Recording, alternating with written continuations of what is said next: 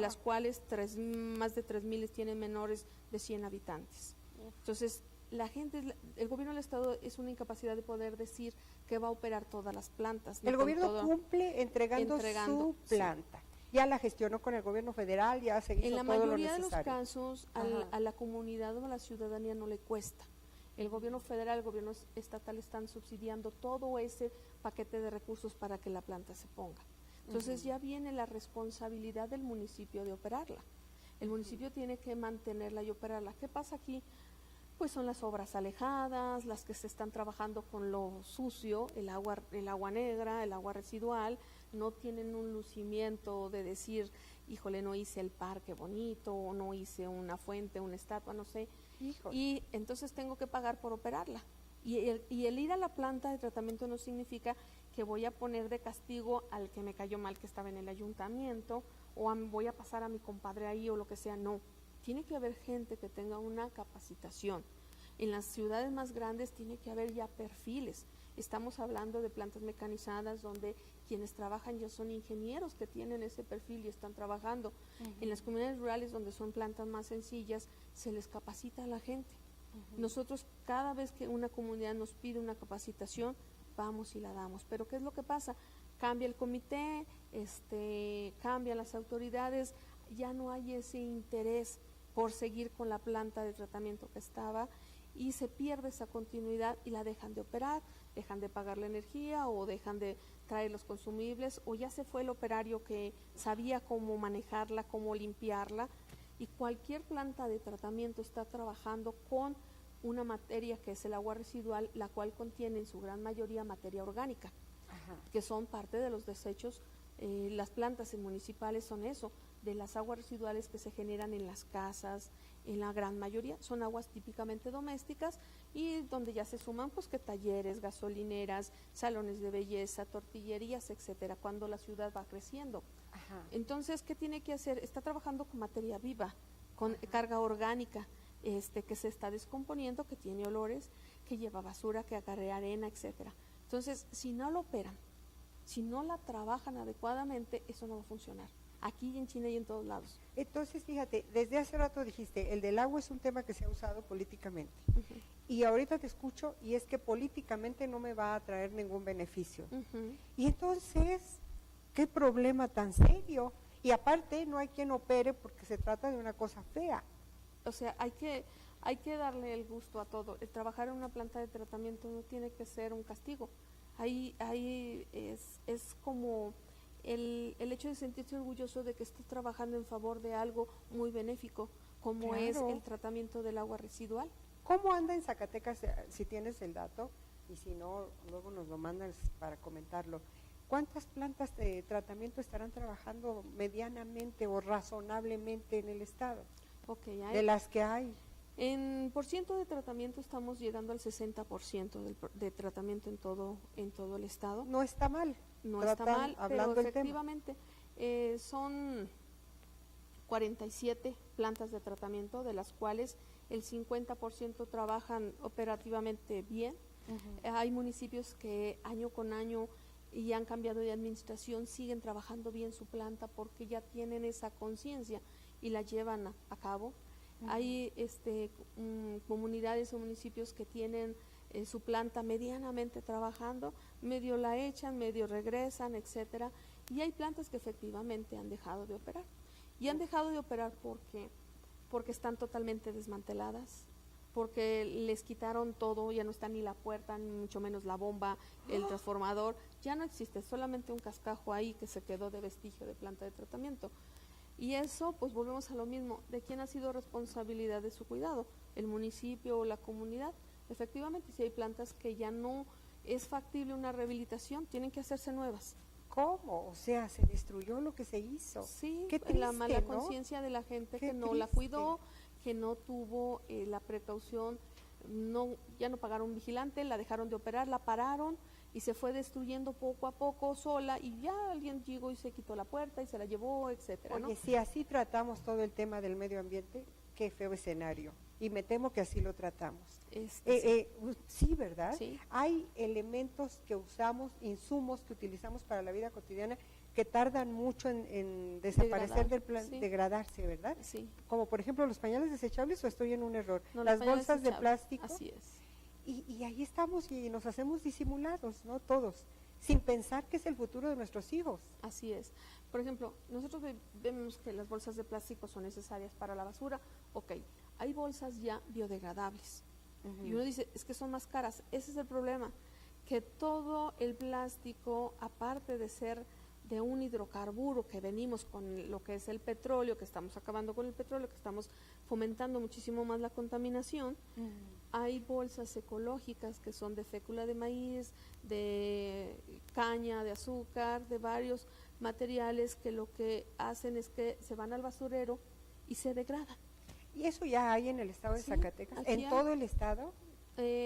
No. A lo mejor no en todo el estado, que digamos en las comunidades pequeñas a lo mejor no, pero aquí en la ciudad de Zacatecas sí lo hay. ¿Y si es muy caro? No es tan caro. Ajá. A lo mejor al hablar de 1 kilo de bolsas que las venden por kilo, Ajá. a lo mejor ahí sí estamos hablando que nos incrementa un poquito más el costo, pero conforme compremos y nosotros mismos estemos trabajando en consumir más ese tipo de productos, se va a abaratar. Y en el caso de los pañales, que es un producto que se usa muchísimo, hay que regresar a las franelas. A mí mi hijo todavía me tocó en pañales de franela. Sí. Ahí sí hay que regresar a las franelas. Hay nuevas tecnologías que empiezan a trabajar como trabajar en la degradación de los pañales. Aún nos falta en eso, incluso si hay industrias que quieren, que están buscando la manera, la tecnología de estar trabajando en la biodegradación de pañales y otro tipo de desechos en ese sentido. O sea, el gran reto es trabajar ahora en destruir lo que primero se construyó. Fíjate nada más que ironía. Lo que nos vino a hacer más sencilla la vida al ser humano, muchas veces eso es lo que nos ha estado dañando más nuestro medio ambiente. Yo recuerdo que antes las mamás tenían una conciencia de que todo guardaban. Mi mamá todo, hasta la fecha todo guarda. Que el papel de la envoltura del regalo, ella lo doblaba y lo guardaba para poderlo usar en la siguiente Navidad o algo. Eso era reciclar. Eso era el recurso, pero ahora está tan barato, no está tan barato, pero dicen, lo tiro y ya compro otro más bonito, o ya el de moda, porque ya las de princesitas ya pasó. Ay. Ahora es, no sé, Barney, etcétera. Los niños iban cambiando y ya las mamás, pero eso tuvimos culpa, la generación, fue un problema generacional porque nuestras mamás sí nos enseñaron a cuidar todo eso, a usar el refresco hoy hablábamos precisamente de eso, en una reunión llegamos y le digo, por favor ya empiecen a prohibir el desechable de unicel, hay biodegradables, etcétera. Y hablábamos de que antes ibas a la tienda con tus cascos para el refresco. ¿Te acuerdas? Los cascos, así les para llamábamos. El refresco, la bolsa de Isle, yo voy al mandado, me llevo mi bolsa de Isle, pero entran las bolsitas pequeñas porque te venden el jitomate y todo en una bolsita y todo. Entonces hay que tratar de evitar todo eso y mientras más aprendamos a consumir y a comprar esos productos, ¿qué vamos a hacer? Vamos a abaratar. ¿Y qué va a pasar con las industrias que tienen toda esa fabricación de bolsas a través de polímeros y de hidrocarburos y demás que están derivados del petróleo, polímeros derivados del petróleo? Pues van a tener que transformar su tecnología para dejar de ser una industria. O sea, pueden seguir siendo una industria, pero empezar a cambiar.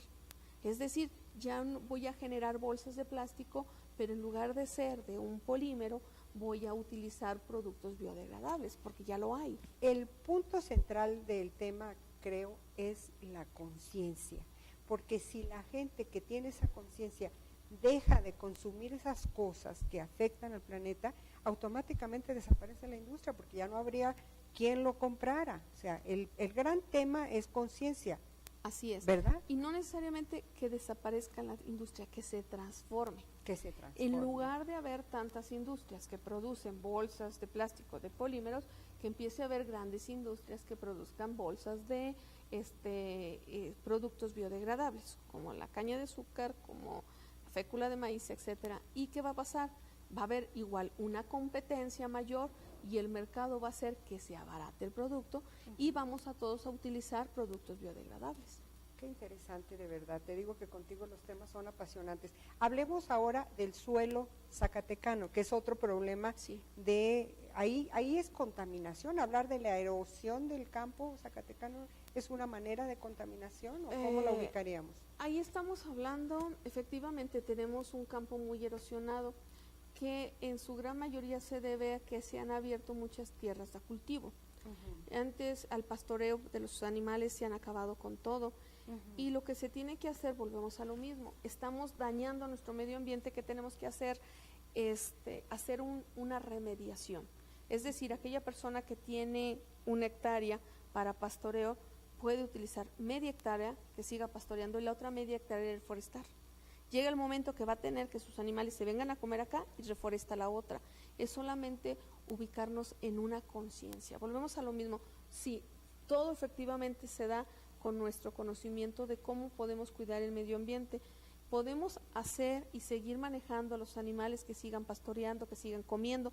De eso también vivimos, o sea, claro, de que sigan, pero con una conciencia de sustentabilidad. Que mientras por un lado están comiendo, en el otro tengan una reforestación de la misma tierra. Pero tarda, ¿no, Fabiola? Sí se tarda, pero también si no lo haces, volvemos a lo mismo. Si no lo haces, al ratito no vas a tener ni de una ni de otra y no va a haber que comer ni los animales ni los seres humanos. Entonces, insisto, el asunto es de conciencia. El asunto es de conciencia. Es de conciencia, de sentido común. Sí. De sentido Por eso común. nosotros trabajamos mucho, bastante con los niños. En el espacio de cultura del agua es importante invitarlos. Está en el antiguo edificio del Ágora, sobre el bulevar aquí Adolfo López Mateos, más abajo de esta estación. Ahí está nuestro espacio. Ahorita está cerrado porque está en un proceso de remodelación, pero en nuestro espacio de cultura del agua trabajamos mucho con los niños. Los niños pequeños absorben todo. Hay películas muy drásticas que nos hablan, se me viene una comercial que se dio Cuando el destino nos alcance. A lo mejor mucha gente la alcanzamos a ver en ese sentido. Y hay tantas películas, no en ese sentido como esa película, pero sí. ¿Qué es lo que pasa cuando nosotros estamos afectando tanto a la naturaleza y no la respetamos? ¿Qué es lo que nos va a cobrar o nos está cobrando la naturaleza a través de tantas inundaciones, de tantas sequías tan prolongadas, de tantos cambios en nuestro clima y en nuestro entorno que nos hacen que se vaya destruyendo cada día más? Oye, el famoso hoyo negro, ¿cómo se llama eso? Sí. Sí, ¿verdad? En la capa de ozono. La capa de ozono. ¿Eso qué es, Fabiola? ¿Qué pasó ahí? La capa de ozono es, vamos a llamarlo como una capa como tal. Está cubriendo lo que es la atmósfera. La atmósfera tiene diferentes capas, atmósfera, estratosfera, son 4 capas. Y los gases de efecto invernadero, cuando nosotros estamos utilizando toda esta contaminación, esos gases suben a la atmósfera y se quedan ahí acumulados como si fuera una natita. Esa natita ha hecho que una parte de nuestro atmósfera se haya abierto y a través de ahí tengamos una mayor, o sea, ¿cómo decirlo? Esas capas de atmósfera nos protegen. Claro. De los rayos, se abrió. De los rayos del sol, que si no tuviéramos esa capa, los rayos del sol nos estarían quemando. O sea, equilibra. Equilibra una parte. Por un lado, nuestros gases de efecto invernadero subieron y se quedaron en esa capita, hicieron una nata. Por eso, acá abajo, la Tierra se está calentando más. Pero hay una fracción donde está el hoyo negro, precisamente que esa capa se rompió, esa capa se abrió. Imagínate lo Entonces, que hemos hecho. Ahí entra otro tipo de efectos, precisamente. Nosotros ahorita vemos con el sol que hay mayor posibilidades de cáncer en la piel, claro. Y todo eso, porque el sol nos está, el efecto invernadero es eso, está calentando lo que es la Tierra, porque esa cantidad de gases tan fuertes ya no tuvimos la capacidad de que pasaran esas barreras de la atmósfera y se fueran más allá, están aquí acumulados y eso hace que nuestra incidencia de los rayos sea mayor. Sería una gravísima irresponsabilidad en el mundo, sabiendo esto, seguir haciendo lo mismo, ¿no? Así Seguirle dando en la torre. Hay protocolos internacionales para evitar, ¿verdad? Hay grandes protocolos, pero también efectivamente las grandes potencias son las que no se unen a esos protocolos. ¿Por qué? porque son las que estarían dejando de producir. Digamos Estados Unidos, que tiene esa conciencia tan consumista que nosotros, por ser sus vecinos y imitadores en todos los sentidos, impacta muy rápido. Tenemos esa misma conciencia consumista, no quieren estar trabajando en esos protocolos. Entonces, estos grandes protocolos y estos grandes acuerdos internacionales precisamente nos hablan del pago de bonos de carbono. Los bonos de carbono nos deben de ayudar a estar remediando esos daños. Por ejemplo, grandes estaciones de reforestación en zonas donde ha sido totalmente saqueada toda su madera. Nosotros vemos que Estados Unidos ocupa mucha madera para todas sus casas, pero no la está consumiendo de sus hábitats. Se va a otros países más pobres, extrae y se los lleva y paga ahí sus bonos de carbono. Pero la pobreza en el mundo a veces no permite que lo que se haga con esos bonos de carbono es que se reforeste. Pero ellos están cobrando esos bonos de carbono precisamente porque están apoyando a reforestar en otros lados. De eso se trata, o sea, hay que buscar la sustentabilidad de los recursos. Tenemos la necesidad de ellos, los necesitamos para vivir, los ocupamos efectivamente, pero también tenemos que tener una conciencia para remediar ese mal. Y no es el hecho de decir, si yo dejo de usar la bolsa, pues ¿qué tanto me va a impactar? O si apago nada más yo la luz, ¿qué tanto me va a impactar? No, unidos, todo mundo, en un granito de arena que cada quien ponga, sí nos impacta. Yo lo pondría de esta manera, empezar por ti mismo. Claro. Empezar por ti mismo. A mí, por ejemplo, me encanta tener plantas, me fascinan las plantas. Afuera de la casa tener unos arbolitos y todo. Cuando los riego me da un remordimiento de conciencia que digo, ya nada más otro poquito y ya, porque no puedes estar gastando, despilfarrando así el agua cuando no hay sol. Hay que regarlos en la noche, preferentemente. En la noche o muy temprano. Mejor en la noche, pero muchas veces igual no tenemos el agua para poderlos regar, porque en la noche aprovechan toda esa humedad. Cuando se riegan en la mañana o que está el sol, efectivamente, la gran mayoría del agua que se les pone se evapotranspira, se va a la atmósfera. Mira qué bueno que lo comenté porque estamos dando una buena orientación a la gente. Consejo a la gente que riegue por la noche. Porque es muy bonito además y ayuda al medio ambiente. Y lo necesitamos, o sea, el hecho de tener los árboles, al contrario, es bueno. Nos dan sombra, nos dan calidez, nos dan refugio, los árboles nos ayudan mucho en las ráfagas de viento a estar deteniendo, los árboles nos ayudan en la oxigenación, precisamente eso, el oxígeno que nos dan. Entonces, es importante nosotros trabajamos mucho en la reforestación en las colonias, en las comunidades. El año pasado en la Secretaría plantamos 237,000 árboles. Ay, qué bueno, Fabiola. Y nos fuimos en todas las comunidades donde tenemos el trabajo social, de las obras que se están haciendo, a través de los viveros de Secampo. Secampo el convenio que tenemos, ellos cultivan y nosotros nos llevamos sus árboles. Nosotros nos llevamos sus árboles y los vamos a las comunidades. ¿Por qué? Porque estamos trabajando en la conciencia de que los planten y los cuiden. El hecho de una reforestación no es ir a plantar el árbol, es cuidarlo. Eso tan solo es el principio. Es cuidarlo. Que la Ahora, gente lo más bonito es cuidarlos, porque no hay cosa más hermosa que ver cómo va creciendo ese arbolito que tú sembraste, ¿no? En esa parte de atrás de la casa que te digo, cuando me dice mi nieto, vamos al parque que es atrás de la casa, yo sembré un hueso de un durazno en una maceta y salió la plantita, luego la pasé al jardín. Y ahora es un árbol de durazno que ahorita está lleno de flores color de rosa, los duraznos. Es una hermosura. Y para mí representa el mismo nieto, porque lo planté cuando era un bebé. ¿Y lo ves crecer? Y lo ves crecer. Y lo vas cuidando. Y lo vas cuidando. O sea, el chiste es cuidar y tomarle cariño a la naturaleza y actuar en consecuencia. No quiero que me coma el tiempo, que ya casi me comió, sin que me platiques el tema de la planta de tratamiento de Osiris, que siempre ha sido el gran coco del asunto del medio ambiente en Zacatecas. ¿Cómo va eso? ¿Ya va a estar lista? ¿No está lista? La planta de tratamiento está lista, está trabajando. Aquí volvemos y hacemos historia, a lo mejor hablando de historia, hablando de los diferentes sexenios. Hace 2 sexenios se empezó a trabajar en un proceso de la planta, por eso dicen que es una planta que se viene trabajando desde hace muchos años. Quedó como un mito la planta de Osiris, lamentablemente, y que no termina. Por diferentes políticas, la federación ha venido reformando sus políticas en materia de plantas de tratamiento y eso ha ayudado también a que se puedan construir mayores con mayor facilidad. ¿Qué es lo que pasa? Se empezó con un proyecto de una planta de tratamiento no se concluyó, era una empresa extranjera, no se concluyó, no se llegó a nada y se quedó así. Después, en el siguiente sexenio, se hace un contrato. Ese contrato era un contrato de prestación de servicios a 20 años. En esos 20, al iniciar, la empresa estaba obligada a presentar un proyecto, la construcción, operación y puesta en marcha. Pasó el tiempo y la empresa no presentó ningún proyecto porque en ese programa federal estaba interviniendo un recurso privado y aparte tenía que haber un crédito forzosamente con un banco, un fiduciario y una línea de crédito contingente. La empresa nunca pudo llegar a esa parte. Entonces, eso dio la facilidad de poder rescindir el contrato.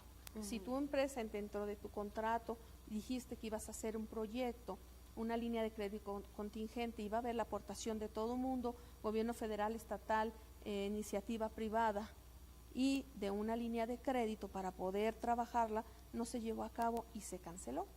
Entonces, habiendo cancelado ya todo eso, cuando entra el gobernador Miguel Alonso, le da la instrucción a lo que era la Comisión Estatal de Agua Potable y a la GIAPAS de que se viera ese asunto donde la empresa, anteriormente la empresa que tenía ese contrato, la GIAPAS tenía que estarle pagando 1.200.000 mensuales a la empresa, porque la empresa iba a operar la planta. Entonces era un mundo que no se podía manejar. Así estaban planteados los esquemas federales. Y bueno, finalmente, porque nos quedan 5 minutos, se concluyó en este gobierno se concluyó, se terminó ese contrato. La federación nos apoya a la comisión y al gobierno del estado. En el 2011 se hace el primer proyecto ejecutivo. Antes no había habido un proyecto. ¡Qué locura! Ahí entran las confusiones. En el 2011 se hace el primer proyecto ejecutivo. En el 2012 se inicia la construcción de la planta de tratamiento. Es decir, en 2 años y medio se construyó la planta más grande del estado, con una tecnología muy buena que es un sistema de lodos activados. Después de no sé cuántos años, 15, 16 años que se estuvo tratando de hacer esa planta y que por distintas cuestiones no se había hecho, pero no existía un solo proyecto ejecutivo. Ahí es donde existe una gran confusión en la gente. Desde entonces se había planeado hacer. Ahora, en el gobierno de Miguel Alonso, en 2 años y medio se llevó a cabo la construcción, que no es una obra sencilla, que no es una materia fácil de manejar.